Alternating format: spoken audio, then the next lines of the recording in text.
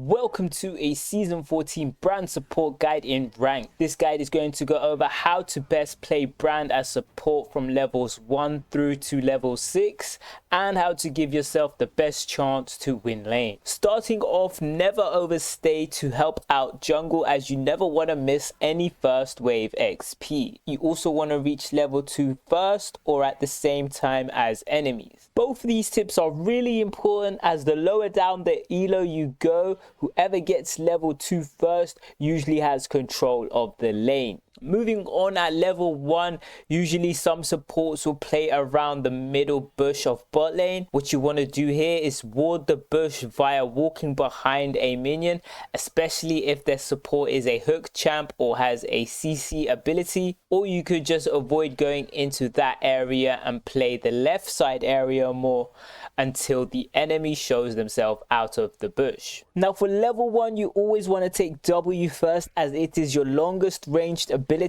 and the minions cannot be used to block the ability, whereas your Q can be blocked by minions. You also want to know how to use your W and how to not use your W. You should not use your W when you're out of its circle range, as then Brand will have to walk up to get into range, and this walk up will delay Brand throwing his ability, resulting in a miss, as the enemy could have easily walked out of the area.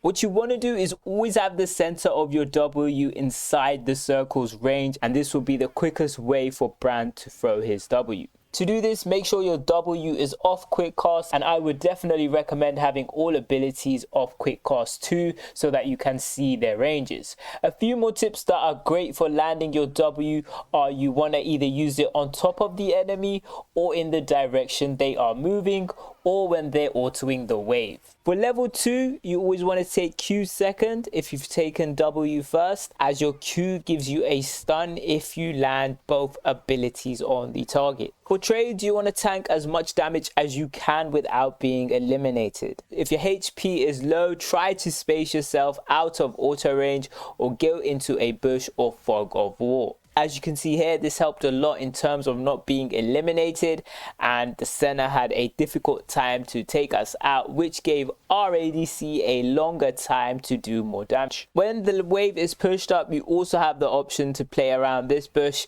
You basically want to play around these 3 bushes depending on where the wave is positioned. Moving on to level 3, you have your full combo. You can either use W Q combo to get off your Q stun, or you can use the EQ combo to get off your Q stun and follow up with your W. Remember, you need to have landed a first ability before your Q will be able to stun the enemy. You want to also remember that landing 3 abilities will spark Brand's passive for extra damage. On ganks, always look to be a few steps behind allied jungle so you can instantly follow up with your abilities quicker. This allows you to get a stun off, which can lead to a potential elimination and get you ahead in the lane. Again, showing you the importance of playing around the bushes and landing W's. Also here, there's a general support tip, is knowing when to base. Here you should base as you're low HP and both enemy laners are higher HP or close to full HP. For this fight, we went with the combo EQ, which gave us the stun, and then we followed that up with a W.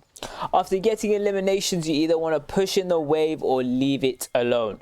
Sometimes your ADC will spam ping your wave, letting you know if they want to push in the wave or leave the wave, and so this will depend on your ADC and yourself. Another great support tip is you never want to overstay. Usually after a kill, you want to check the enemy's death timer so you are aware of how long it will take them to respawn and how long it will take them to get back to lane. And usually you want to be finishing off your recall by the time they reach lane. Final minute of the video and the last few tips. For Brand, the best first items would be Leandri's Torment or Zhonya's. Usually if the enemy team has 2 tanks, you'd want to rush Leandri's Torment first, first and then go on to Zhonya's. If you buy your Zhonya's first, you should definitely go Liandry's Torment second. However, for Brand's items versus mobility and hook champions, I would always recommend to buy sorcery boots first versus these champions, as Brand has super poor mobility, and so buying your boots will help you out a lot in terms of dodging their hooks. At level 6, will always be ready to follow up on any CC or look to make flash EQ plays when both you and your ADC have your ultimate up.